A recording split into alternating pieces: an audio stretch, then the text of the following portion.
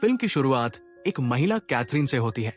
Catherine अपने बड़े बेटे निक्की को याद कर रही है, जो 16 साल की उम्र में एक भयानक कार दुर्घटना में मारा गया था। वो आज तक अपने बेटे की मौत को नहीं भूली है और अपने छोटे बेटे ब्रैडी को निक्की के कमरे में जाने नहीं देती, जिससे ब्रैडी को बहुत बुरा लगता है। दूसरी ओर हमें एक स्कूल शिक्षक वॉल्ट दिखाई देता है, जिसके पास एक छात्रा शेरी आती है और कोर्स के बारे में मदद मांगती है। हम समझ सकते हैं कि शेरी वॉल्ट की ओर आकर्षित है और वॉल्ट भी उसे पसंद करता है। इसके अलावा शेरी एक न्यूज चैनल के लिए वेदर रिपोर्टर के रूप में काम करती है। अगले दृश्य में हमें एक लड़का जॉडी जेल में दिखाई देता है, जो कार चोरी के आरोप में सजा काट रहा है। कुछ दिनों बाद उसकी सजा पूरी हो जाती है और वो जेल से रिहा हो जाता है। जेल के बाहर जॉडी अपने पिता कार्ल को देखता है, जो उसे घर ले जाने के लिए वहां है। उनकी बातचीत से पता चलता है कि जॉडी और कार्ल के बीच अच्छे संबंध नहीं हैं और दोनों पिता पुत्र हमेशा लड़ते रहते हैं। वॉल्ट को कैथरीन के बेटे की दुर्घटना के बारे में एक अखबार मिलता है, जिसे वो अपने पास रखता है। अगले दृश्य में हम जॉडी को उसके घर पर देखते हैं, जहां कार्ल उसे 1 हफ्ते का समय देता है और चाहता है कि वो इस हफ्ते नौकरी ढूंढे, वरना उसे घर से बाहर निकाल दिया जाएगा। जॉडी की सौतेली माँ एलिस उसके साथ दोस्ताना व्यवहार करने की कोशिश करती है जब कार्ल ऑफिस के लिए चला जाता है, लेकिन जॉडी अपनी सौतेली माँ को बिल्कुल पसंद नहीं करता। वो सोचता है कि एलिस सिर्फ पैसे के लिए उसके पिता के साथ है, इसलिए जॉडी उससे ठीक से बात नहीं करता और चला जाता है। इसके बाद वॉल्ट अपने छोटे भाई डेनिस से मिलने आता है। डेनिस की बातों से हम समझ सकते हैं कि उसकी मानसिक स्थिति खराब है और वो पिछले 2 साल से अपने अपार्टमेंट से बाहर नहीं निकला है। वो अवसादग्रस्त है। फिर हम वॉल्ट को कार्ल से बात करते हुए देखते हैं, जो एक मनोचिकित्सक है। वॉल्ट को लगता है कि वो अवसाद में चला गया है, इसलिए वो कार्ल के पास थेरेपी कराने आता है। इसके बाद वॉल्ट अपने अवसाद का कारण बताता है और कार्ल को बताता है कि एक रात वो बहुत नशे में कार चला रहा था। उसकी पूरी फैमिली और उसका छोटा भाई डेनिस भी कार में थे। नशे में होने के कारण वो सड़क पर ध्यान नहीं दे पाया और उनकी एक दूसरी कार से दुर्घटना हो गई। उस दुर्घटना में कैथरीन का बेटा निक्की मारा गया और उसने वहां निक्की के साथ एक व्यक्ति को देखा था, जो बास्केटबॉल खिलाड़ी की टी-शर्ट पहने हुए था। पूरी कहानी सुनने के बाद कार्ल समझ जाता है कि वो बास्केटबॉल खिलाड़ी वही था। वो वॉल्ट से कहता है कि वो सेशन जारी नहीं रख सकता, जिससे वॉल्ट कुछ भी नहीं समझ पाता। दूसरी ओर कैथरीन अक्सर निक्की की कब्र के पास जाकर बैठती थी और जब घर में कोई नहीं होता था, वो निक्की के कमरे में जाकर बहुत रोती थी। इससे हम समझ सकते हैं कि उसने अपने बेटे को बहुत प्यार किया और वो उसके बिना आगे नहीं बढ़ पा रही थी।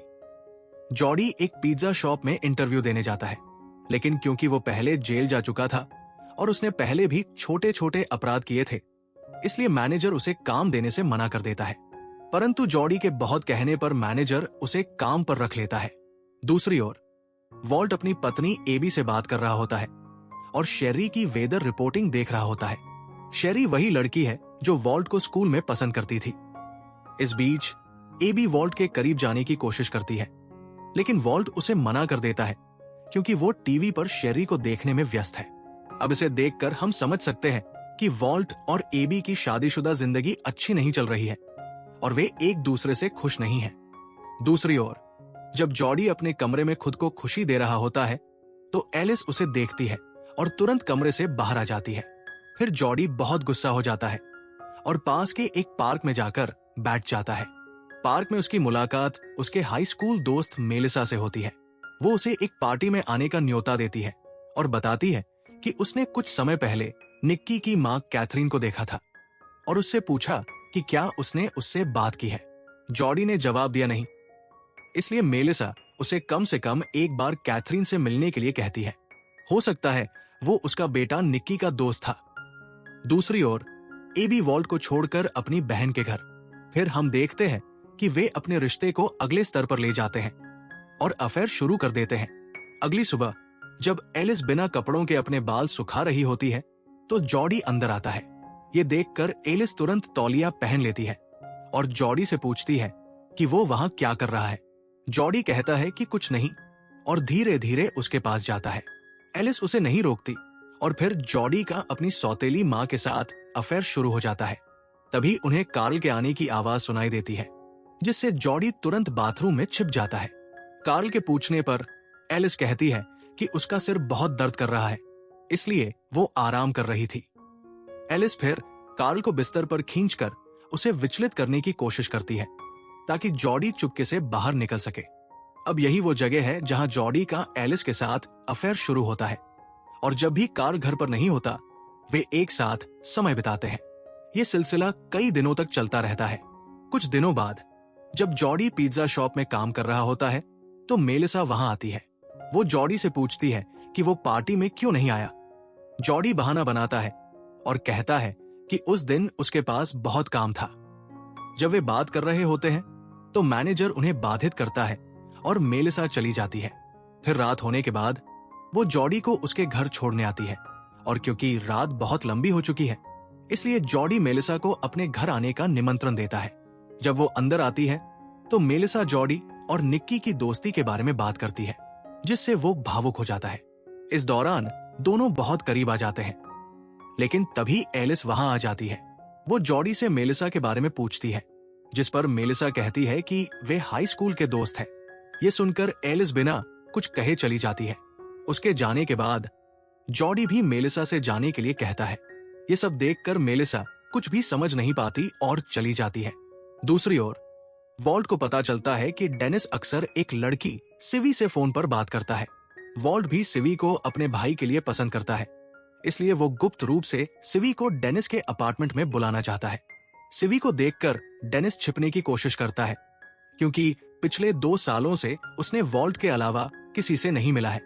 सिवी पहले से ही डेनिस की स्थिति के बारे में सब कुछ जानती थी, इसलिए वो डेनिस से कहती है कि वो दरवाजे के दूसरी ओर खड़ी होकर उससे बात करेगी, जैसे वे फोन पर बात करते थे। इस दौरान डेनिस की उम्र बढ़ती है और दोनों बहुत देर तक बात करते हैं। जब वॉल्ट अपने भाई को खुश देखता है तो वो भी खुश होता है, क्योंकि सिवी के कारण डेनिस धीरे धीरे ठीक हो रहा है। फिर हम देखते हैं कि मेलिसा और जॉडी एक साथ समय बिता रहे हैं, जिससे दोनों एक दूसरे को पसंद करने लगते हैं। इसके बाद अगले दृश्य में हम वॉल्ट और शेरी को बात करते हुए देखते हैं। शेरी वॉल्ट को बताती है कि कुछ साल पहले जब उसका कार एक्सीडेंट हुआ था तो वो उसका इंटरव्यू लेने आई थी, लेकिन शायद उसे अब वो बात याद नहीं है। वॉल्ट को ये बिल्कुल पसंद नहीं आता, इसलिए वो वहां से चला जाता है। फिर जब जॉडी काम कर रहा होता है तो उसका मैनेजर उसे जल्दी काम करने के लिए कहता है। जॉडी अपने मैनेजर की हरकतों से तंग आ जाता है, इसलिए वो अपनी नौकरी छोड़ देता है और मेलिसा के साथ घर आता है ताकि अपना सामान ले सके और चला जाए।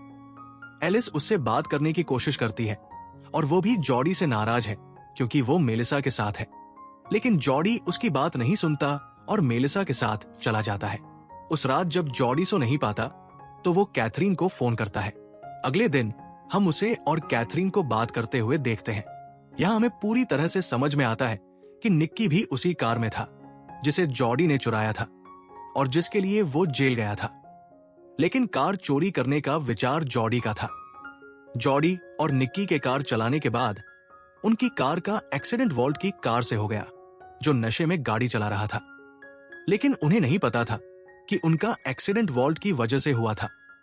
यही हम देखते हैं कि निक्की के बारे में खुलकर बात करने से दोनों को उनके अपने अपने अपराध बोध से बाहर निकलने में मदद मिलती है, और जॉडी और कैथरीन के दिलों पर जो बोझ था वो भी हल्का हो जाता है।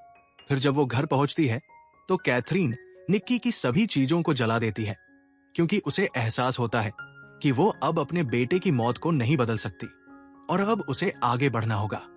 इसके बाद कैथरीन अपने छोटे बेटे ब्रैडी के पास जाती है और उसके साथ कुछ समय के लिए छुट्टी पर जाने की योजना बनाती है, क्योंकि निक्की की मौत के बाद उसने ब्रैडी पर ध्यान देना बंद कर दिया था और अब वो इसे बदलना चाहती है। ब्रैडी बहुत खुश होता है जब वो देखता है कि उसकी मां उस पर ध्यान दे रही है। दूसरी ओर हम देखते हैं कि डेनिस घर से बाहर निकलता है और सिवी से मिलने जाता है, जो पिछले 2 सालों में पहली बार है। इस तरह वॉल्ट को अपनी गलती का एहसास होता है। फिर वो कैथरीन से माफी मांगने की कोशिश करता है और कहता है कि उसे पता था कि उस दिन निक्की का एक्सीडेंट उसकी वजह से हुआ था, इसलिए कैथरीन उसे बहुत मारती है और फिर ब्रैडी के साथ रोते हुए चली जाती है। उसी समय कहीं और जब जॉडी घर आता है और एलिस से बात करने की कोशिश करता है तो कार्ल पीछे से आता है और उसे मारने लगता है, क्योंकि उसे उनके अफेयर के बारे में पता चल गया था। फिर जॉडी भी अपने पिता की हरकतों से नाराज हो जाता है, इसलिए वो कार्ल को मारने लगता है। पिता और पुत्र के बीच झगड़ा हो जाता है, लेकिन एलिस वहां आकर दोनों को रोक देती है। उसी झगड़े के दौरान कार्ल बुरी तरह घायल हो जाता है, इसलिए एलिस उसे तुरंत अस्पताल ले जाती है। फिल्म के अंत में हम देखते हैं कि डेनिस सिवी के साथ डिनर कर रहा है और कैथरीन कई सालों में पहली बार खुश दिख रही है।